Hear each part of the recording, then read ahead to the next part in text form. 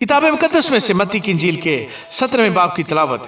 6 दिन के बाद यीशु ने पतरस और याकूब और उसके भाई यूहन्ना को हमरा लिया और उन्हें एक ऊंचे पहाड़ पर अलग ले गया।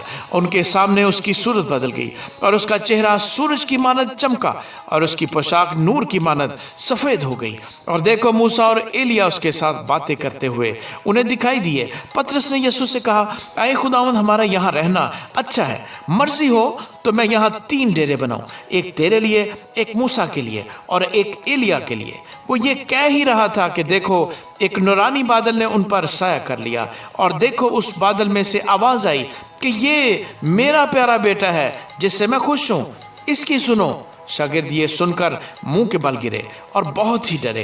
यीशु ने पास आकर उन्हें छुआ और कहा, उठो, डरो मत। जब उन्होंने अपनी आंखें उठाई तो एक यीशु के सिवा और किसी को न देखा। जब वो पहाड़ से उतर रहे थे तो यीशु ने उन्हें यह हुक्म दिया कि जब तक इब्ने आदम मुर्दों में से न जी उठे, जो कुछ तुमने देखा है किसी से उसका जिक्र न करना। शागिर्दों ने उससे पूछा कि फिर फकीह क्यों कहते हैं कि एलिया का पहले आना जरूर है। उसने जवाब में कहा, एलिया अलबत्ता आएगा और सब कुछ बहाल करेगा, लेकिन मैं तुमसे कहता हूं कि एलिया तो आ चुका और उन्होंने उसे नहीं पहचाना, बल्कि जो चाहा उसके साथ किया। इसी तरह इब्ने आदम भी उनके हाथ से दुख उठाएगा।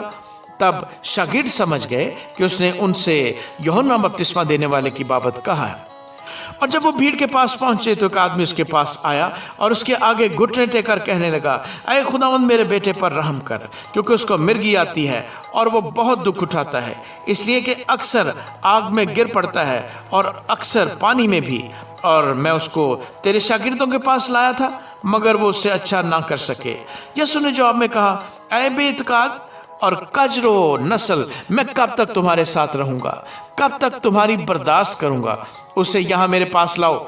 यीशु ने उससे झिड़का और बदबू उससे निकल गई और वो लड़का उसी घड़ी अच्छा हो गया। तब शागिर्दों ने यीशु के पास आकर खिलवत में कहा, हम इसको क्यों ना निकाल सके? उसने उनसे कहा, अपने ईमान की कमी के सबब से, क्योंकि मैं तुमसे सच कहता हूं कि अगर तुम में राई के दाने के बराबर भी ईमान होगा तो इस पहाड़ से कह सकोगे कि यहाँ से सिरक कर वहां चला जा, और वो चला जाएगा, और कोई बात तुम्हारे लिए नामुमकिन ना होगी। लेकिन ये किस्म दुआ के सिवा और किसी तरह नहीं निकल सकती। और जब वो गलील में ठहरे हुए थे, यीशु ने उनसे कहा, इब्ने आदम आदमियों के हवाले किया जाएगा और वो उसे कत्ल करेंगे और वो 3 दिन जिंदा किया जाएगा। इस पर वो बहुत ही गमगीन हुए। और जब कफरनहूम में आए तो नीम मिस्काल लेने वालों ने पतरस के पास आकर कहा, क्या तुम्हारा उस्ताद नीम मिस्काल नहीं देता? उसने कहा, हाँ, देता है। और जब वो घर में आया तो यीशु ने उसके बोलने से पहले ही कहा, ऐ शमौन, तू क्या समझता है? दुनिया के बादशाह किन से महसूल या जजिया लेते हैं, अपने बेटों से या गैरों से? जब उसने कहा गैरों से तो यीशु ने उससे कहा, बस बेटे बरी हुए, लेकिन वो वादा हम उनके लिए ठोकर का बायस हों। तो झील पर जाकर बंसी डाल और जो मछली पहले निकले उसे ले, और जब तू उसका मुंह खोलेगा तो एक मिस्काल पाएगा, वो लेकर मेरे और अपने लिए उन्हें दे। आमीन।